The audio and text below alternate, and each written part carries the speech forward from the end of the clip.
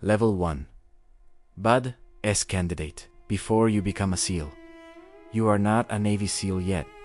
You are a candidate. And the difference between those two words is 6 months of the hardest military selection process in the history of humankind. You arrived at Naval Amphibious Base Coronado, California, with 5 items in a sea bag and one thought in your head.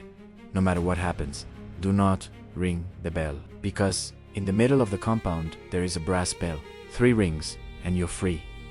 Home, warm, back to your family. Most candidates will ring it within the first 2 weeks. You stand in formation and watch as every day someone steps out of line, walks to the bell, and strikes it 3 times. Their helmets are placed on the ground, in a row, a silent graveyard of unfinished ambitions. The physical standards to even get here: 500 meters, open ocean swim in under 12 minutes, 42 push-ups in 2 minutes, 50 sit-ups in 2 minutes, 6 pull-ups with no time limit, and a 1.5 mile run in boots and uniform in under 11 minutes 30 seconds. This is not the entrance exam. This is just what you need to start the selection. From the outside, you look like someone who voluntarily walked into the thing normal people run from. But you already know something they don't.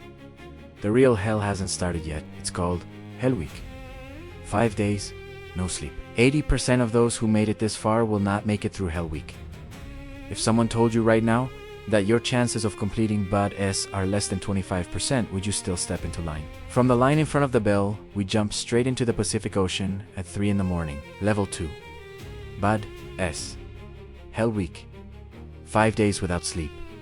It's Monday, 2 in the morning. You haven't slept in 48 hours. The water temperature off the California coast in January, around 54 degrees Fahrenheit. The instructor orders your boat crew of 8 into the ocean and tells you to lie on your backs.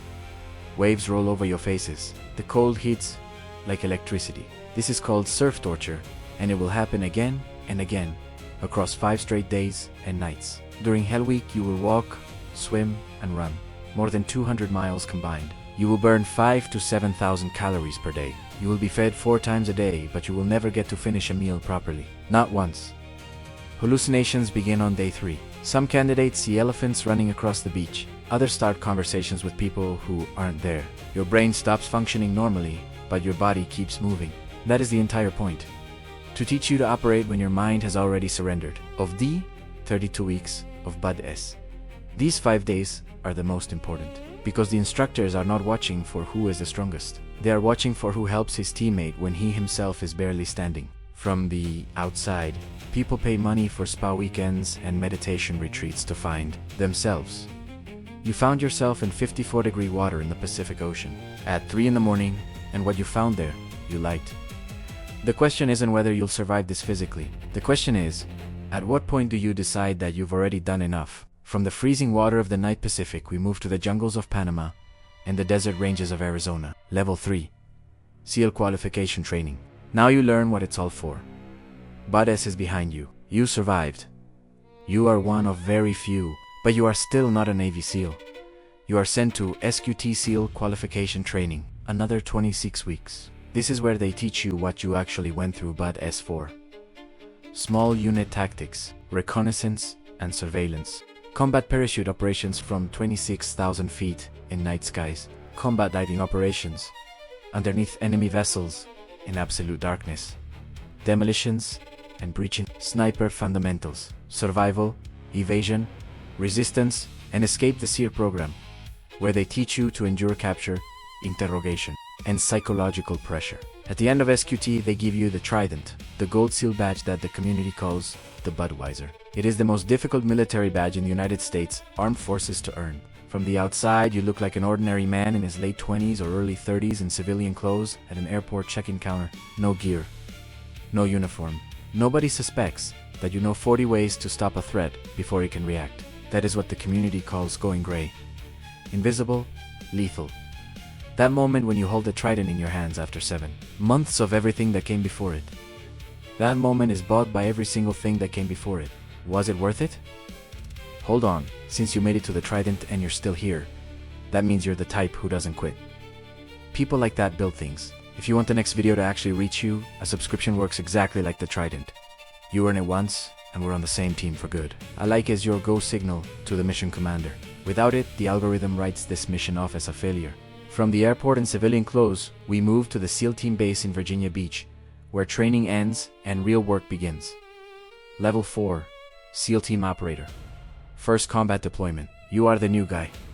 In the SEAL teams, that phrase is not an insult. It's a technical designation. You completed BUD, S, and SQT. You wear the Trident, but in the eyes of experienced operators you have not yet proven anything. Trust here is not purchased with credentials. It is earned in the field. Your first combat deployment is nothing like what the movies show. You insert into a mountain district of Afghanistan under cover of darkness. Your kit weighs 75 pounds. 8 hours on foot through the mountains at 10,000 feet elevation. You hear your own breathing. The ground crunches underfoot. Sweat freezes against your back under the body armor when the column stops. The target.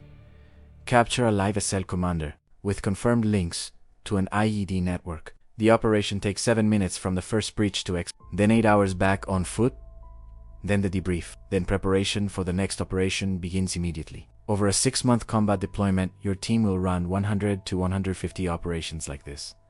Average sleep, 4 to 5 hours per night. From American society's perspective, you are an abstract hero. Flags, parades, Oscar-winning films. But the reality is that most of your operations will never appear in any film, because they are classified, and you prefer it exactly that way. If during a night operation your commander issued an order that seemed tactically wrong to you and potentially fatal for the team, would you execute it? Or would you speak up? From the mountain ranges of Afghanistan, we fly to a room with white walls on a classified base in the Middle East, where decisions are made that the world will never see. Level 5. Lead Operator. The God of War among equals. 8 years have passed. You have been on 6 to 8 combat deployments. You have seen everything. Lost people, made decisions you still live with. Hundreds of operations on your record. Your knees ache from jumps. Your ears ring from blasting exposure. Your hands carry scars. And you stay, because at this level, you understand something that cannot be understood from the outside. This is not a job. This is a way of being. You are now a lead petty officer. You lead a squad. 3 operators. Your job is not just to execute orders but to think one step ahead of the commander. In the field, you make the calls in seconds that will be reviewed in debrief for months. Your real value to the country is not measured in medals. It is measured in how many operations went without casualties because of your decisions. From your family's perspective, you are the man who is always leaving. Your wife knows the weight of your kit, but not where you're flying. Your children grew up understanding that dad appears and disappears. The statistics are stark. The divorce rate among special operations operators exceeds 80%. You are the finest soldier in the world, and you are not sure you are the finest husband and father. Which weighs more? The duty to your country or the duty to your family? From the tight space of a lead operator's decisions, we move to where nobody serves, where they are selected. Level 6. SEAL Team 6. DEVGRU. The most dangerous unit on the planet. Officially it is called the Naval Special Warfare Development Group. Unofficially SEAL Team 6, or simply DEV. Fewer than 300 operators. One of the most classified military assets in the United States. The selection process there is a separate multi-month course, whose name changes periodically, so adversaries cannot track it. Most experienced SEAL operators will never reach DEVGRU. This is not a question of effort, it is a question of whether you possess something that cannot be trained into a person.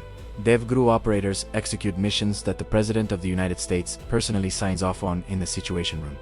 These are the men who entered a compound in Abbottabad, Pakistan, on the night of May 2nd, 2011, and ended a decade-long hunt for Osama bin Laden. Operation Neptune Spear. 38 minutes. 1 helicopter lost. Target neutralized.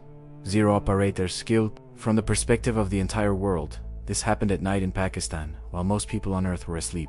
The men who did it flew back to base, filed their reports, and went to sleep. No press conference, no names in the papers, no medals on camera. If you were offered a place in DEVGRU under one condition, your name will never be spoken publicly. Your family will never know what you did, and your actions will never be officially acknowledged. Would you take it? Author's brief. You just walk the path from a candidate standing in front of a brass bell to an operator activated personally by the President. 6 levels. One of the hardest selection processes on Earth. One of the most closed military structures in history.